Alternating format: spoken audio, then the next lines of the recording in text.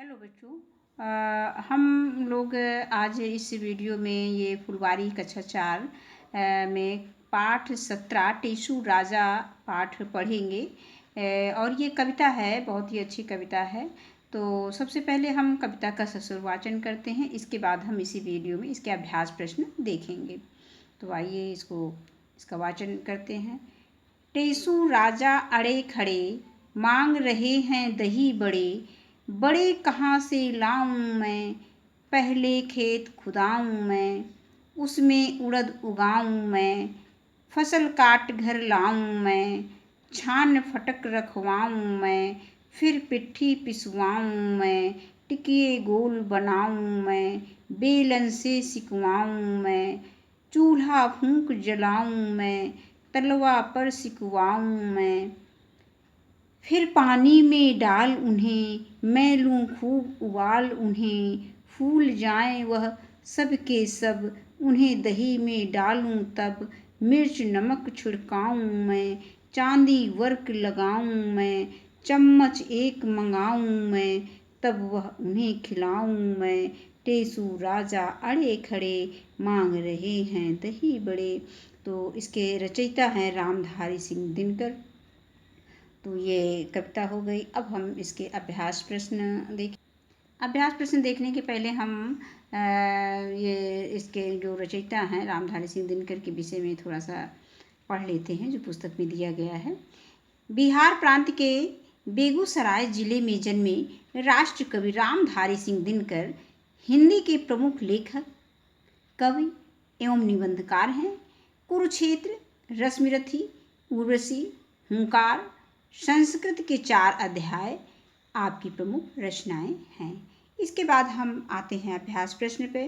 तो अभ्यास प्रश्न में बोध प्रश्न दिया गया है। पहला प्रश्न, उत्तर लिखिए। पहला प्रश्न है, टेसु राजा किस बात के लिए अड़े खड़े हैं? तो इसका उत्तर है, टेसु राजा दही बड़े खाने के लिए अड़े खड़े हैं। दूसरा प्रश्न है, माँ की कठिनाई क्या है? तो इसका उत्तर है कि माँ की कठिनाई ये है कि बड़े बनाने के लिए घर में उड़द नहीं है। प्रश्न संख्या, टेसु की माँ के पास उड़द होते तो उन्हें क्या क्या नहीं करना पड़ता? तो इसका उत्तर है कि टेसु की माँ के पास उड़द होते तो उन्हें खेत की खुदाई ना करनी पड़ती, उड़द उगाना ना पड़ता, फसल काट कर घर ना लाना पड़ता, पौधे से उड़द ना निकालना पड़ता और उड़द को छानना व फटकना ना पड़ता। इसके बाद प्रश्न संख्या है, कविता को पढ़कर दही बड़ा बनाने की प्रक्रिया चरणों को क्रमशः लिखिए, जैसे उड़द को छांट फटक कर भिगोना, पिट्ठी पिसवाना। तो हमें कविता को पढ़कर कविता के अकॉर्डिंग ही दही बड़ा बनाने की विधि लिखनी है। तो देखते हैं। पहला है, उड़द को छांट फटक कर पानी में भिगोना चाहिए। फिर उड़द को पीसना चाहिए। पीसने के बाद उसकी टिकिया बनानी चाहिए। फिर उसे तलना चाहिए। फिर पानी में डालना चाहिए। फिर पानी से निकालकर दही में डालना चाहिए। फिर उसमें नमक मिर्च छिड़कना चाहिए। फिर चांदी वर्क लगाना चाहिए और फिर खाना चाहिए। इसका एक पॉइंट हम पुनः देख लेते हैं। इसमें तलने की बात नहीं कही गई है, बल्कि कहा गया है कि तलवा पर सिकवाऊं मैं। तो इसमें हम इस पे थोड़ा सा करेक्शन कर लेंगे कि फिर उसे हम तलवा पर सिकवाना चाहिए। अब इसके बाद हम आगे आते हैं सोच विचार के प्रश्न। सोच विचार बताइए, आपने अपनी माँ से कब और किस बात के लिए जिद की? दूसरा प्रश्न है, माँ ने वह जिद कैसे पूरी की? है, क्या हमें जिद करनी चाहिए? यदि हाँ तो क्यों?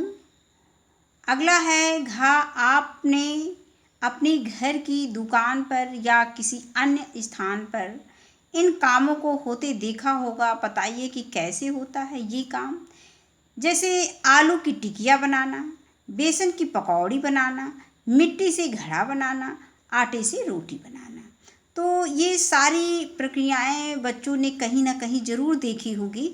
तो ये सारा प्रश्न जो सोच विचार का प्रश्न है, ये हमें बच्चों के माध्यम से ही निकलवाना है। तो कहने का मतलब कि इसको हम नहीं लिखे हैं इसमें उत्तर इसका, इसमें हमें बच्चों से पूरा करवाना है, इसका उत्तर बच्चों से पूछना है और उनकी गलती करने पर हमें उसमें सुधार कर देना है। आगे अब आता है भाषा के रंग। कविता में तुकांत शब्द खूब आए हैं, जैसे अड़े खड़े, बड़े, लाऊं, खुदाऊं, उगाऊं और उन्हें ढूंढ कर लिखिए। तो कविता में जो तुकांत शब्द आए हैं उसको हमने लिखा है। कविता में आए तुकांत शब्द अड़े खड़े, बड़े, लाऊं, खुदाऊं, उगाऊं, रखवाऊं, पिसवाऊं, बनाऊं, बिलवाऊं, जलाऊं, छिड़काऊं, लगाऊं, मंगाऊं, खिलाऊं। तो ये सारे हमारे तुकांत शब्द हैं। इसके बाद आता है खा प्रश्न संख्या। पाठ में दिए हुए ये अनुनासिक अर्थात जो उसमें चंद्र बिंदु लगा रहेगा जिन शब्दों में, शब्दों को छांट कर लिखिए। जैसे इसमें एक शब्द दिया गया है कहाँ। अब उसी तरह से हम कविता में जो भी शब्द आए हैं उनको हमने लिस्ट बना रखी है। मांग, कहाँ, लाऊं, खुदाऊं, उगाऊं, रखवाऊं, पिसवाऊं, बनाऊं, बिलवाऊं, फूंक, जलाऊं, सिकवाऊं, लूं, जाएं, डालूं, छिड़काऊं, लगाऊं, मंगाऊं, खिलाऊं, मांग। ये इतने शब्द कविता में जो अनुनासिक स्वर के दिए गए हैं, अनुनासिक शब्द जो दिए गए हैं वो इसमें लिखा हुआ है।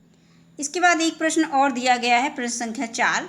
आपकी कलम से दही, प्रश्न क्या है, दही बड़ा की तरह अगर रोटी बनानी हो तो कविता कैसे बनेगी। खाली स्थान में सही शब्द भरकर कविता को पूरा कीजिए। तो यहाँ पे पहली लाइन दे दी गई है, पहले खेत खुदाऊं मैं। फिर हम इसको लिखेंगे, हमने इसको पूरा कर लिया है कविता को, तो देखते हैं।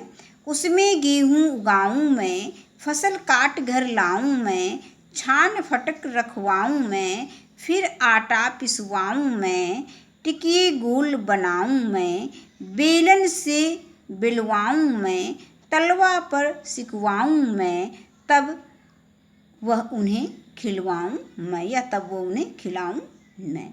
तो ये हो गया। इसके बाद ये एक प्रश्न और इसमें दिया गया है कि आपके घर में खाना कौन कौन बनाते हैं, आप इस काम में उनकी क्या मदद कर सकते हैं, नीचे लिखी तालिका में लिखिए।